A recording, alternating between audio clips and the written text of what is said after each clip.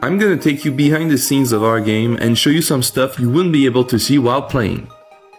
Since the perspective is 2.5D, we took some shortcuts and also optimized some models. So if you turn the camera around, you'll notice some of them have missing parts. Another common trick devs use is hiding rooms under the map. Here you can see some of the rooms we hid under our main hub. We really wanted to make the game's world feel interconnected since exploration was a very important aspect for us. So, at the start of the project, I created bits of lore for almost every level, and that helped me a lot when making concepts. Every group of region-specific NPCs follow a naming convention. For instance, all llamas have names that start with LA. But let's get back to 3D. In order to avoid letting players get stuck in weird places, we put invisible walls in certain areas. Here's what it looks like. It took a lot of time to adjust the levels you're seeing, and since we're only a team of 4, we needed to be smart about the assets we had to make.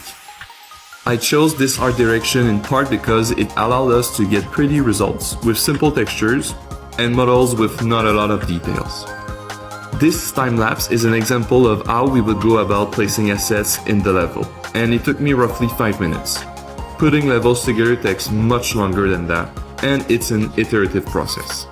That means that our level designer started with just the landscape to get an idea of where the player would go. Then he placed some assets, we test it, then he adds more and more until we get the finished level. Now, our game is an RPG, which means there's tons of dialogues and a lot of text in general. It can become really tricky to handle, especially when you take into account all the other languages the game is translated into. To help with this issue, all the lines of text are stored in data tables. Each line has a unique code, and every localized text shares the same rule. We're really proud of what we achieved, and I hope you found this video interesting. Comment if you'd like to see other stuff about developing games. The name of the game is Born of Bread, and you can get it on PC, Switch, PS5, and Xbox Series. Thank you!